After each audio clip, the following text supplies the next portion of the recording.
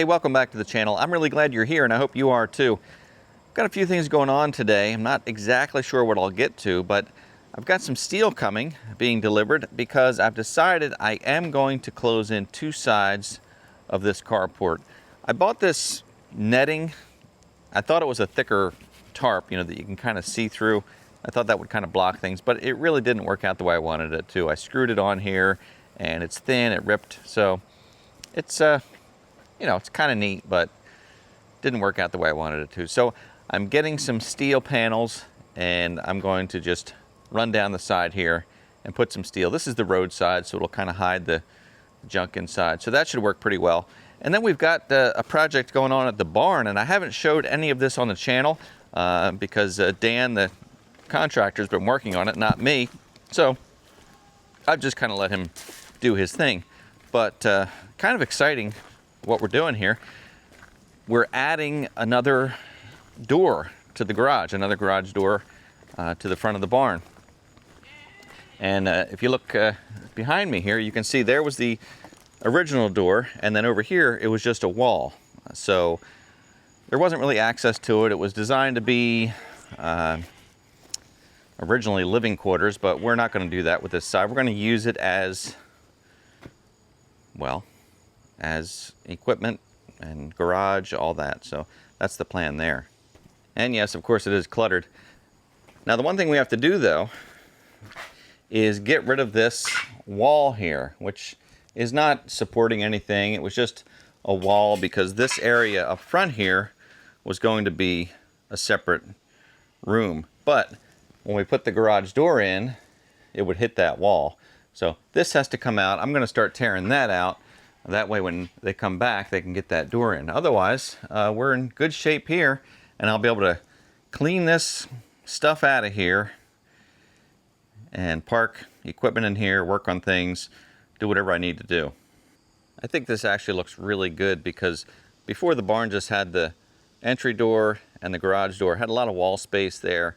I just think it looks a little more concentric or even now, and I'm going to be really happy to see that. Now, apparently though, they've stopped making these 4-panel doors. This is a door that's 9 feet wide by 8 feet tall, and it is 4 panels. Everything we found today is a 5-panel door. So they're not going to match, but maybe from a distance you won't notice. And worst case is that we'll just get another one of these doors and replace that one with the other door. But I hate to, because this is a steel door, it's insulated, it's really nice quality.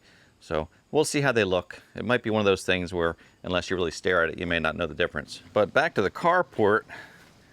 My original plan here, you can see I've stacked firewood along the side, so now I've got to move that if we're going to put metal on there.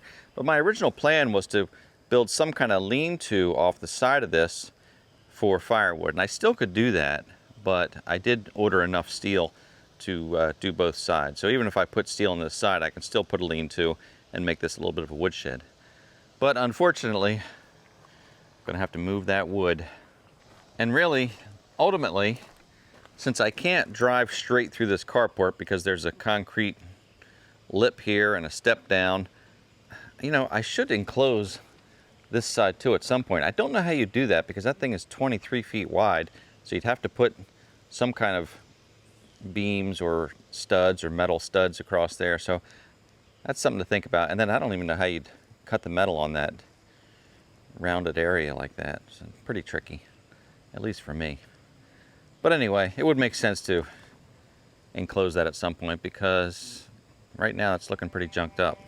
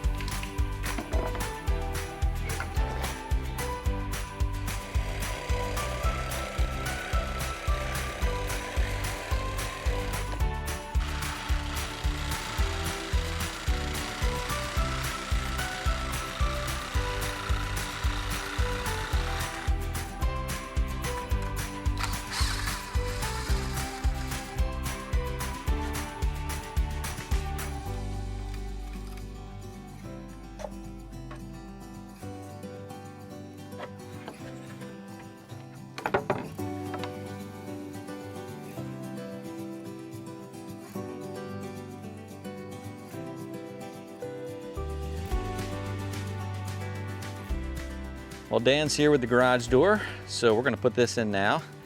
Not gonna be a step-by-step how-to, so why don't we do a little time lapse?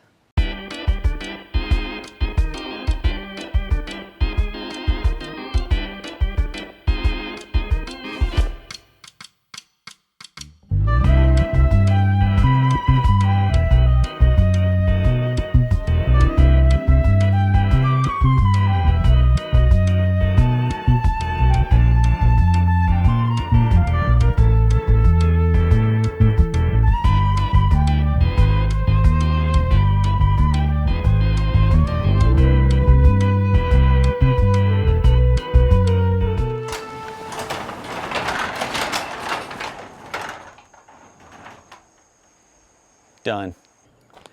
All right, so the garage door is in. The guys are here working on the mini splits. We'll go up and take a look and see where they are with that project.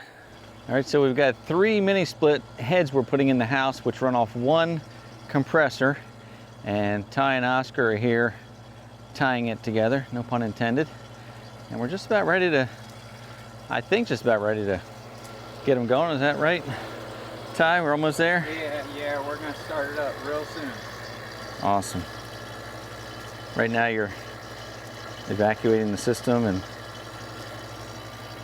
loading it up. We're 980. What refrigerant are we up to now? They keep changing, right? They keep... Oh yeah, this one's 410A. 410A. Nice. I'm gonna run down and turn off this window unit so that we can hear the difference between the two. All right, we are ready to turn the breaker on. So we've got a new sub panel here, 100 amp sub panel because I was out of space in the other panel. So we've got this sub panel here, 2 25 amp breakers. One is for the system they're installing right now. The other is for a future system that we're going to put on the first floor. So this is now powering the box up by the unit, but they have the disconnect pulled, so perfectly safe. But when he's ready, he'll be able to hit the system. I see movement. There's a fan moving in there.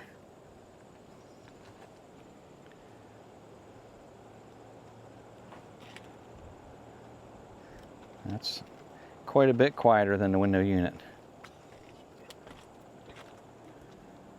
Is that just fan, or is the compressor running too yet? Compressor's running. The compressor's running? Yes. That's amazing. Amazing. So Yeah. Ty, why is that so quiet? I mean, the compressor's running, the fan's running, and These motors are 3-phase motors, so there's a control board in there that switches the single phase 240 over to 3-phase to run these components. And they're all variable speed motors and compressor in there, so they spin to as fast as they need to spin to make this thing work. so they're not wasting energy by spinning more than and More. 3-phase. Even though we have single phase electric here, the motor itself breaks it down, and it's DC inverter motor. Yes. Right? Yeah, it has an AC to DC inverter and the board that changes the electric over. Right. Good? Is it cold? Yeah, they're cold. Turn them all through. Good. Oscar's upstairs. He just turned all the units on. He said they're nice and cold. All right, let's see about getting this metal up here. I'm going to try and do it myself, but these pieces are 20 feet long. So here's my plan. I'm going to lift the steel up on one side. I've got these friction clamps, and I'm thinking if I can get one side up close to being in place, hopefully I can clamp it onto the bar stock here, and that will maybe hold it in place. And then I can go to the other side and lift that one up and kind of inch my way up into place. So I'm hoping that these will hold, and if not, there's always a plan B. Well, there's not yet, but there will be.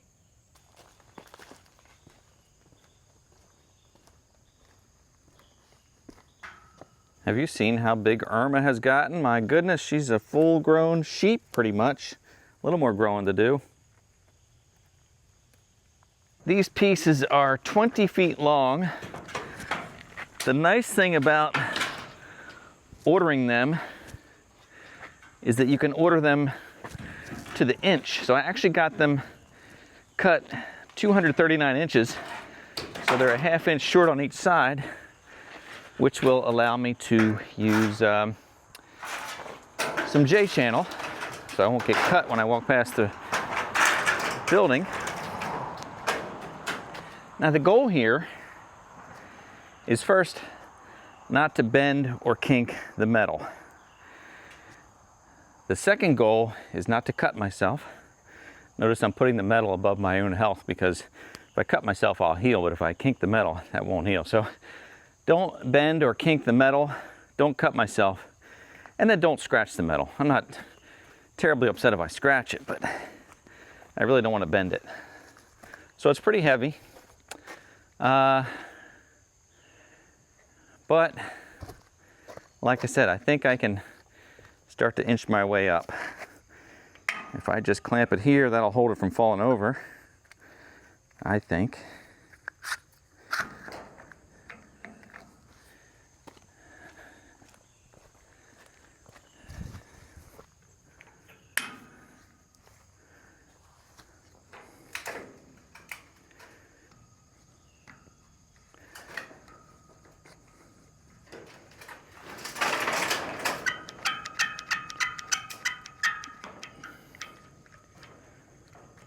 Right.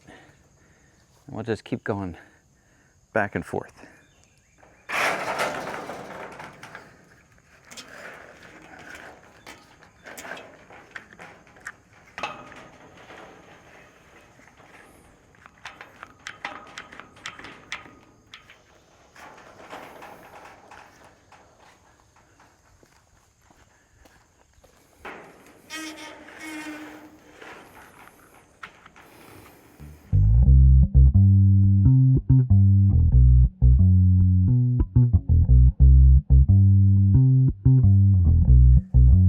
I'm going to see if I can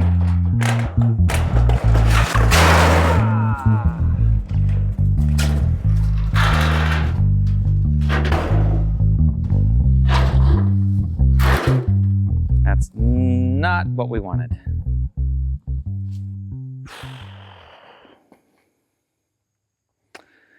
Okay.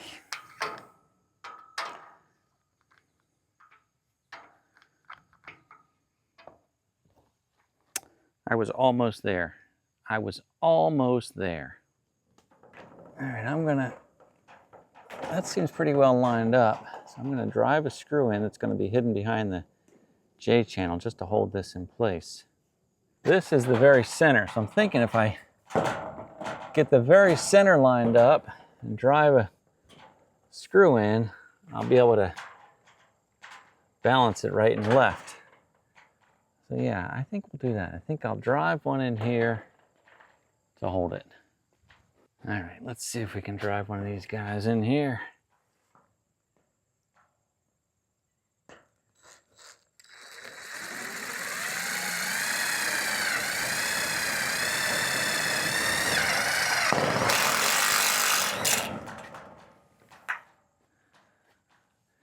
I feel much better now. Now, because I drove that screw right in the middle, I should be able to take these off. Yeah. And then I can adjust this up or down a little bit if I have to. I'm not going to use a level because I don't know that this carport really was ever even leveled. I mean, it's just sitting on the concrete pad. So it's more important for it to be square than level, I think. All right. You know, when you live or work out in the country, there tends to be a culture of wanting to take care of everything yourself. But sometimes one of the hardest things to take care of is yourself. Now, I'm going to break into commercial here for a second, but hear me out and know that I am sincere when I say that there is no shame in seeking help. And today's video is sponsored by BetterHelp, the world's leading provider of online therapy. You know, for a lot of us, and oftentimes us guys, we're uncomfortable talking about mental health, but our mental health is just as important as our physical health. So BetterHelp's mission is to make professional therapy affordable, accessible, and convenient so that anyone who struggles with life's challenges can get help anytime, anywhere. And BetterHelp matches you up with a licensed therapist who is trained to listen and to provide helpful, unbiased advice. And if you're ever uncomfortable with the therapist that you've been matched up to, you can change very easily. There's no pressure, no hard feelings. The idea is for you to find the help that you are seeking. So click the link below or go to betterhelp.com/myclutteredgarage and start taking care of yourself today. You deserve it. Now let's get back to work.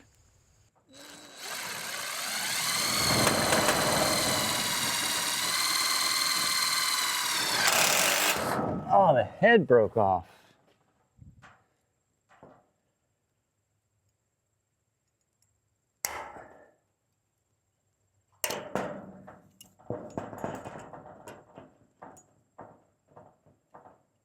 So even though these are self-tapping screws, the 12 gauge steel is too much for it, I think. So I'm going to pre-drill 1/8 inch holes, or at least an 1/8 inch hole here, and try this. See how that works.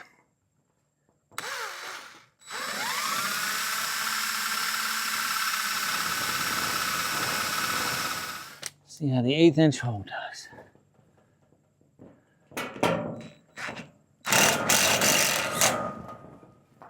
Nice. Okay, so just to make sure all my screws are nice and straight, I'm going to put a mark with a marker for each screw.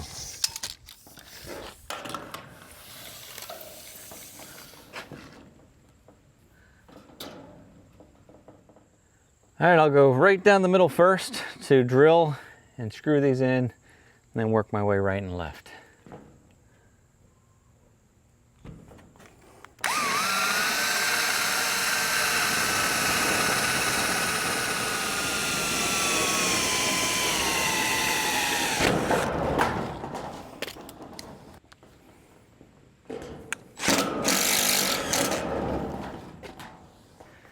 Next piece should be a little easier because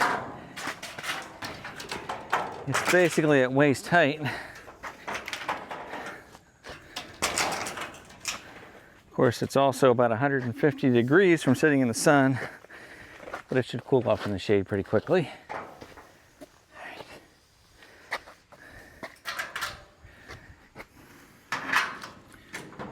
Okay.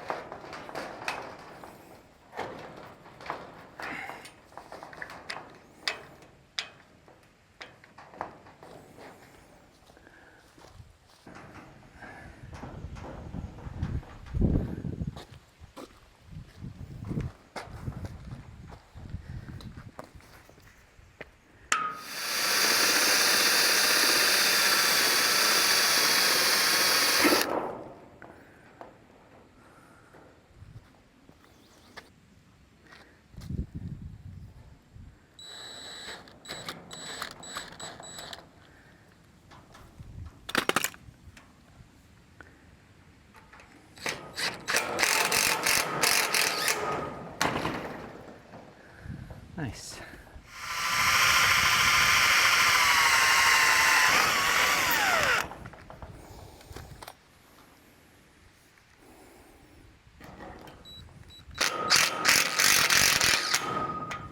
So for my next tricky part, I've got to rip a piece down. And it's going to have to be basically from the center of the rib. We'll go 1 foot. So I have these electric nibblers, and they work great for flat material. So they should work great for ripping down this metal, but they don't work on the corrugated part. But luckily I don't have to cut any of that off. So they should work pretty well lengthwise. Let's hope.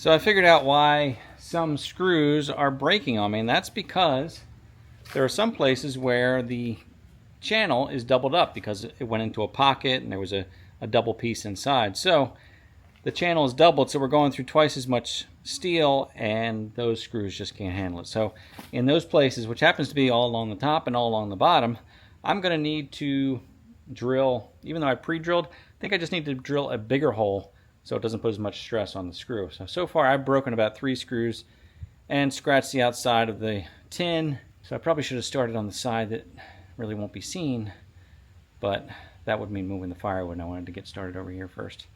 Anyway, it'll look fine from the road. Okay, so I've got all the screws in except for along the edges, but that's because we're ready to put the J channel in. And then once we put the J channel in, we'll secure the steel and the J channel with 1 screw through both pieces. Now the people who do pole barns and metal buildings, there's an art to cutting the metal pieces. I've seen these guys do it almost like origami. I don't know how to do any of that, or if that's necessary. I'm just cutting this off, and I'm going to just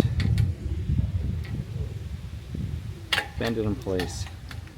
I'm realizing now I should have made my cut on the part that is against the ground, because that way it would be hidden.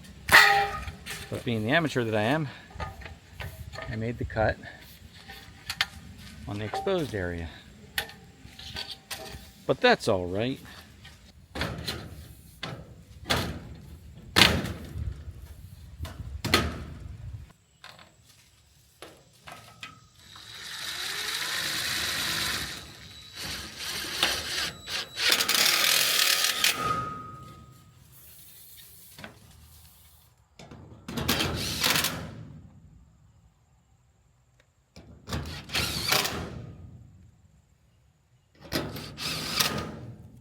Well, there it is, and that definitely looks nice and finished.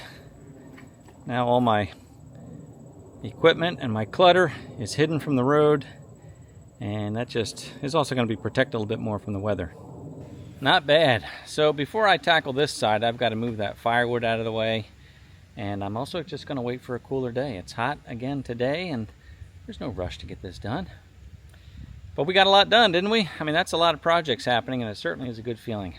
I do appreciate you being here. If you like this video, please give it a thumbs up. If you've not yet subscribed to the channel, I invite you to join us.